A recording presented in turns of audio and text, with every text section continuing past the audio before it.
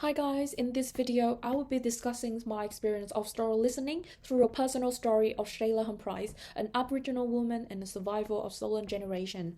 Stolen Generations is a historical event of where Aboriginal and Torres Strait Islander children were removed from their communities and families. So through her story, Shayla has explained that the impact that separations had on her childhood, including the losing important connections to the family, identity, and Aboriginal heritage. I listened to Shayla's story with the intentions of understanding her experiences and questioning my own assumption that thinking how this learning can influence the way I work with children and families. While listening to Shayla, I totally want to give her respect. I slowing down, listen with the patience and openness, and I try to resist myself, avoid immediately judge or giving any response. So this way helped me listening from her perspective rather than placing my own experiences at the center. And before listening, I already got general knowledge about stolen generations, and I understood this is mainly as an important part of Australian history. But I began to recognize stolen generations is not as simply just an historical event, but as a life experiences that involving identity, culture, and belonging. I got assumptions before that as long as you got Aboriginal history was enough to support the cultural inclusive practice. But Shayla's story proved me wrong by showing me that the importance of understanding experiences through a Aboriginal voice. I now recognize that as an educator, I need to continue listen, learning, and reflect rather than making assumptions that my knowledge is sufficient. And this helped me avoid stereotypes and create more respectful and responsive relationships to children and family.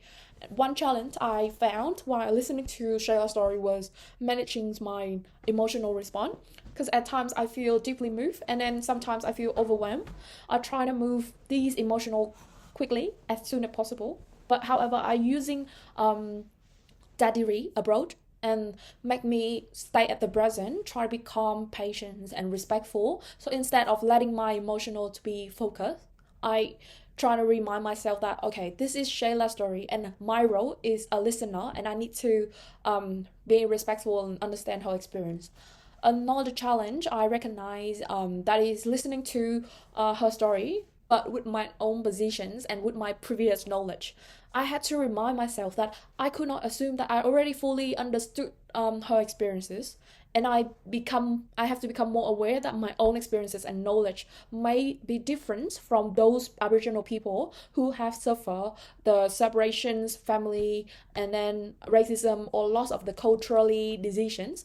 Um, this helped me recognize that I should not assume and I understand someone's experience simply because I already have learned about it.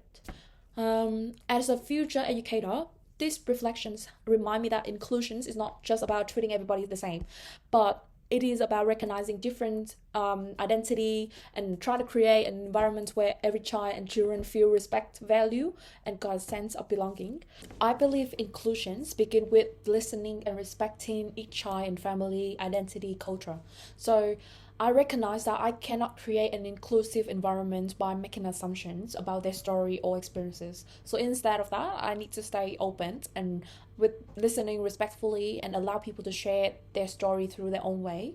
So my approach to story listening also must strengthen my commitment to anti-bias approach. So for example, in the future practice, if I heard an educator making assumptions about an Aboriginal child or their or family based on their background, I will affect to accept that assumptions as fact. Instead of that, I will reflect on where that come from or focusing learning more about that child and family. So story listening will help me to do this because I would listen to child and family about what is meaningful to them rather than deciding for them. For me, the reconciliation action plan provide a practical way of putting my inclusive teaching philosophy into actions.